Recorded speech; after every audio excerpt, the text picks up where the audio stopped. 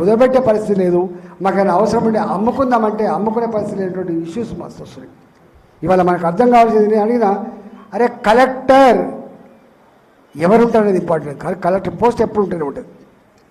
అది రాష్ట్రం ఏర్పడ్డప్పటి నుంచి కలెక్టర్ పోస్ట్ ఉంటూనే ఉన్నది, ఆర్డీఓ పోస్ట్ ఉంటూనే ఉన్నది, ఎంఆర్ఓ పోస్ట్ ఉంటూనే ఉన్నది. కానీ ఎవరు ఉన్నా చట్టానికి లోబడి పనిచేసే సిస్టమ్ ఉంటే, ధర్మానికి లోబడి పనిచేసే సిస్టమ్ ఉంటే ఇట్లాంటివి జరగదు.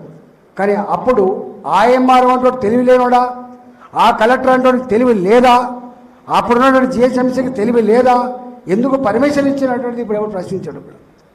మరి ఆ కలెక్టర్ ఇచ్చినటువంటి ఆ సర్టిఫికెటు, ఆ ఎంఆర్ఓస్ ఇచ్చినటువంటి ఆ ఎవిడెన్స్ సర్టిఫికెటు, ఆ తదుపరి ఇచ్చినటువంటి జిహెచ్ఎంసీ పర్మిషను, ఇవన్నీ ఉన్నప్పటికీ కూడా ఇవాళ వచ్చినడం వల్ల ఇది లేదని చెప్పి కూలగొట్టే పరిస్థితి. సిస్టమ్ ఎంత లోపభూయిష్టంగా ఉందో, ఎంత దుర్మార్గంగా ఉందో మనకు అర్థం కావాలి.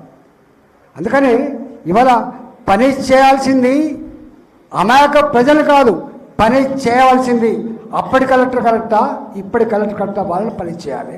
అప్పటి జిఎంసీఎఫ్సీ అధికారులు కరెక్టా, ఇప్పటి జిఎంసీ అధికారులు వాళ్ళని పని చేయాలి తప్ప ఇలా సామాన్యుడు పనిచేసే పరిస్థితి వచ్చింది. అంటే తాత జాగీర్ లాగా సీట్ల మీద కూర్చొని ఏది పడితే అదే చేస్తామని ఒక దుర్మార్గ ఆలోచన కొనసాగుతుంది. దాన్ని అంతమొందించే శక్తి సత్తా తప్పకుండా భారతీయ జనతా పార్టీ కార్యకర్తల నాయకులు మన మీద ఉండాలని చెప్పి మనం చేస్తాం. అలాంటి కాలనీలకు, అలాంటి ప్రజానికాలకి తప్పకుండా మనం అండగా ఉండాల్సిన ఎక్కడ ఉందని చెప్పి నేను మనవి చేస్తాను.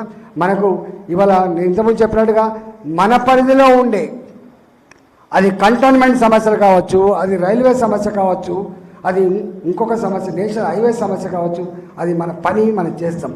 కానీ రాష్ట్ర ప్రభుత్వ పరంగా బాధ్యత మర్చిపోయి చేసేటువంటి దాని మీద తప్పకుండా మనం అలర్ట్గా ఉండాల్సిందే.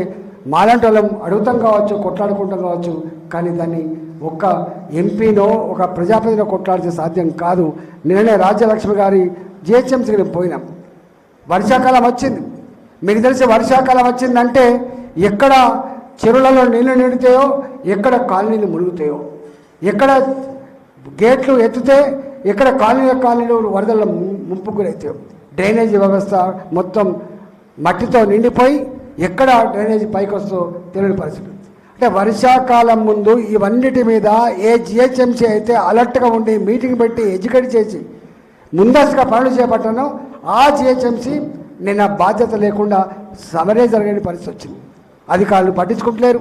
స్వయంగా ముఖ్యమంత్రే ఇవాళ మున్సిపల్ అడ్మినిస్ట్రేటివ్ మంత్రిగా ఉన్నాడు, ఆయన పట్టించుకోవాలి కానీ పట్టించుకోవట్లేదు. రేపు ఎంత జరగకూడదు ఏమైనా వర్షాలు మేము తెలుసు, 10 గంటలు కనుక ఖచ్చితంగా వర్షం పడితే రోడ్లు జలమయపోయే పరిస్థితి చూస్తున్నాం, చెరువులు నిండిపోయి కాలనీలు మొత్తం మునిగిపోయే పరిస్థితి చూస్తూ ఉన్నాం. ఆ గేట్లు ఎత్తే ఆ నీళ్ళలో మునిగిపోయేటువంటి కాలనీ మనం లేక చూస్తూ ఉన్నాం. అంటే ఎంత పట్టింపు లేకుండా నిష్క్రియాపరత్వంలో ఈ ప్రభుత్వం ఉందో మనకు అర్థం కావాలి.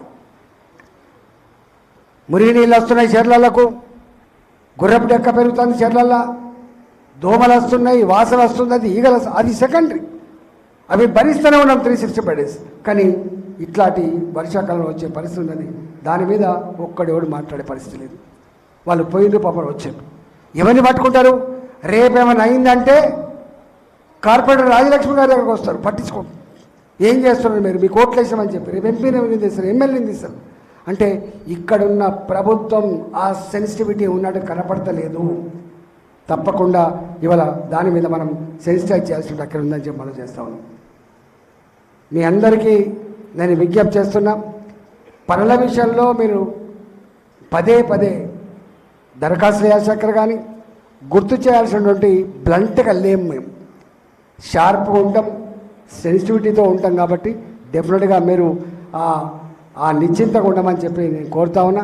ఇంతకుముందు మా గోలి మాస్టర్ గారికి చెప్పినట్టుగా మొన్న అంటే ఫస్ట్ టైం కావచ్చు మా బాలింగం అని చెప్తున్నాడు, ఎన్నో సంవత్సరాల కళ ఈ మలకాగిరి పార్లమెంటు మీద జెండా ఎగరాలి, ఎన్నో సంవత్సరాల కళ ఈ మలకాగిరిలో ఎమ్మెల్యేసీ గెలవాలని చెప్పి. అదృష్టం ఏంటంటే ఈ రాష్ట్రాల్లో ఎక్కడ లేని పద్ధతిలో ఒక్క మలకాగిరిలో మాత్రం, మలకాగిరి పార్లమెంట్ మాత్రం అన్ని 7 అసెంబ్లీ సెగ్మెంట్లలో 7ంటికి 7 మెజార్టీ ఇచ్చిన ఏకైక పార్లమెంట్ ఈ పార్లమెంట్ ఇలా భారతీయ జనతా పార్టీ. చివరి కంటోన్మెంట్లో మన ఎమ్మెల్యే అభ్యర్థి ఓడిపోయి కూడా 17 వేలతో ఓడిపోయినప్పటికి కూడా ఇంకొక 13,000 ఆ 17,000 పూర్తి చేసి ఇంకో 13,000 ఓట్లు ఎక్కువ సంపాదించి అక్కడ కూడా భారతీయ జనతా పార్టీని గెలిపించిన చరిత్ర అక్కడ ఉన్నాయి. ఇవాళ కార్యకర్తలు పనిచేయకుండా, నాయకులు పనిచేయకుండా విజయం సాధ్యం కాదు. కానీ ఇంత గొప్ప విజయానికి కేవలం పార్టీతో పాటుగా కాలనీలలో ఉండేటువంటి పాలక మండళ్ళు కావచ్చు, గేటెడ్ కమ్యూనిటీలో అపార్ట్మెంట్ ఉన్న వాళ్ళు కావచ్చు, భారతీయ జనతా పార్టీ గెలవాలని చెప్పి ఎవరు చెప్పకపోయినా, ఎవరు గుర్తించకపోయినా, పార్టీ కాకపోయినా వాళ్ళంతటా వాళ్ళ ఇంటికి పోయి ఓట్లు వేయించిన చరిత్ర మనం చూసినాం. కాబట్టి ఈ విజయం సాధ్యమైంది. అంత ఈజీ కాదు. మనం ఎప్పుడు కష్టపడుతూనే ఉన్నాం. కానీ ఇంత గొప్ప మెజార్టీ రావడానికి అనేక మంది వ్యక్తులు తెరచాటున్నాడు. Unseen support from various sections మొన్న మన బ్రహ్మాండంగా పనిచేసిందనే విషయాన్ని మనం మర్చిపోవద్దు. ఇవాళ ఏ అన్సీన్ సపోర్ట్ అయితే మనకు పనిచేసిందో, వాళ్ళ ఆశీర్వాదం దొరికిందో వాళ్ళందరినీ కలుపుకొని పోవాల్సిన బాధ్యత మీ అందరి మీద ఉందని చెప్పి మనం చేస్తాం. వాళ్ళందరినీ కనుక మనం కలుపుకొని పోకపోతే